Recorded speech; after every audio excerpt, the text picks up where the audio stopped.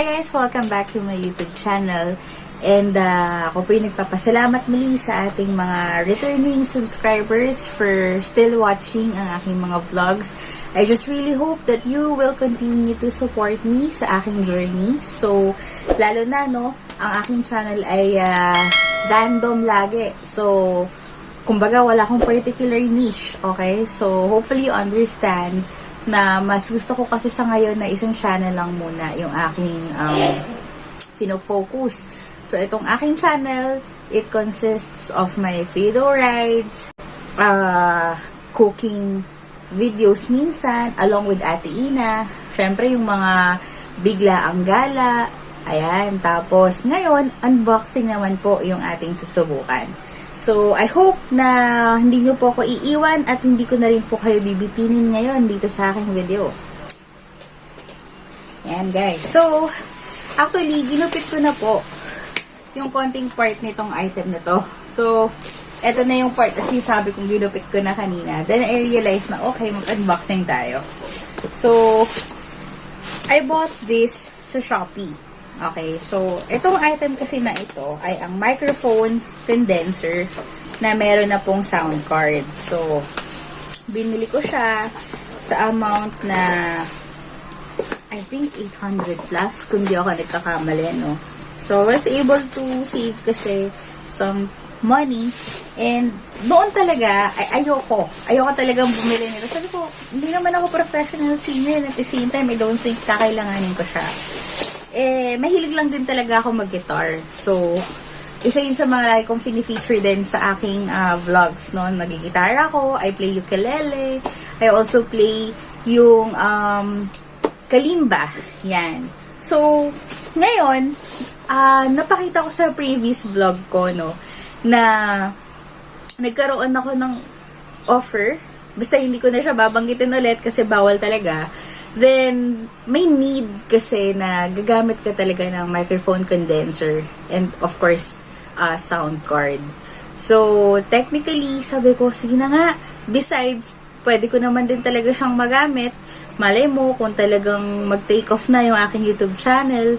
O, diba? So, at least, nakakapagpa-enhance din talaga ng voice quality. I think yung meron kang ganitong microphone. So, we will see.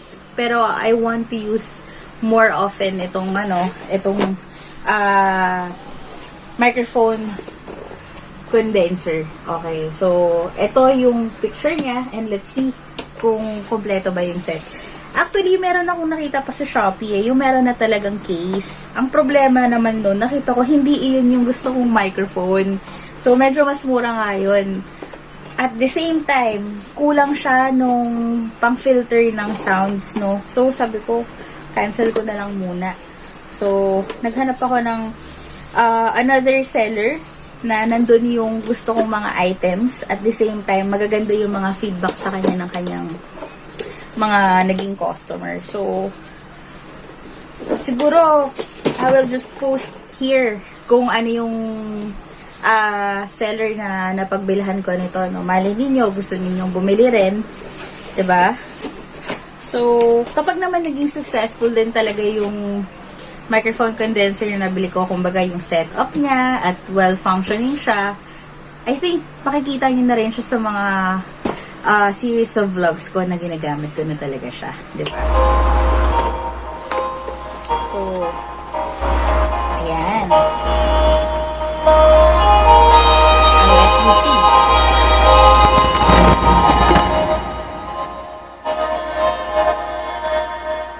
Lately, I've been winning battles left and right,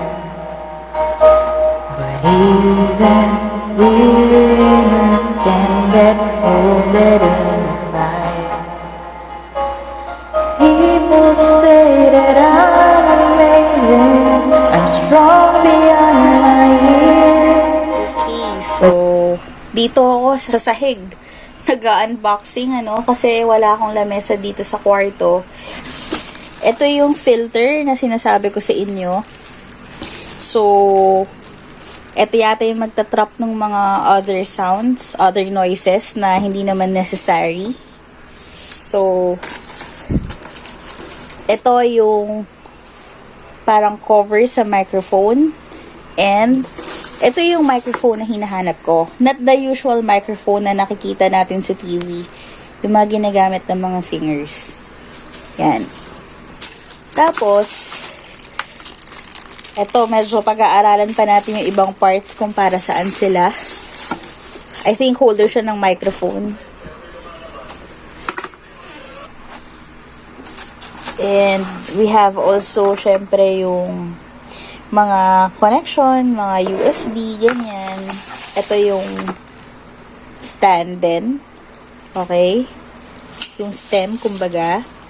And we have manual. So, yung iba kasi nagre-reklamo, they don't have the manual. At least tayo meron. Ayan. Ito yung ibang parts na magsusupport. Ayan. This one, I don't know yet the use. Pero still part of the setup. Tsaka yung mga connections. So far wala akong nakikitang headphone or earphone. So, sabi kasi nila meron daw dapat. Kung sakali naman, I have my own. So, di tayo dun mamumroblema. I think naman gagana rin yun. Compatible sila. And syempre, yan, the V8.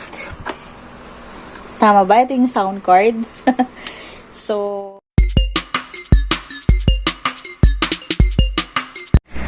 clamp muna guys.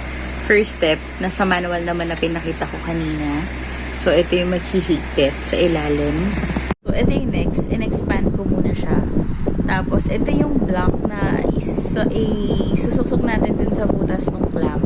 Tapos, ito yung itsura dapat ha. Yung parang letter L na style or elbow nitong stand na to. Paharap siya doon So far, ganyan muna yung style niya. Sorry, magulo kasi talaga yung aking yung next lamesa. No? So, yun yung ilalagay natin siya dun sa tuktok ng stainless kanina na pinakita ko. Okay, so, eto, dito mo siya ilalagay.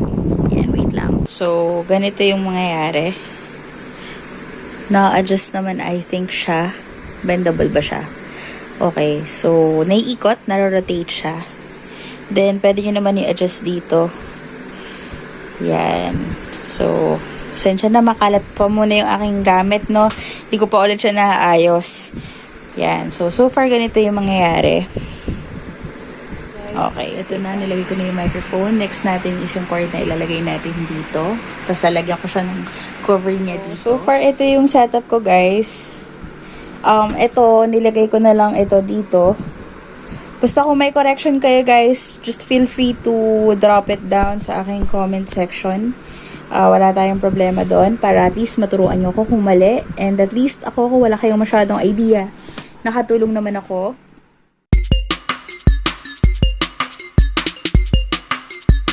Did you like the video? Any suggestions, comment or queries, please drop each below. Stay safe.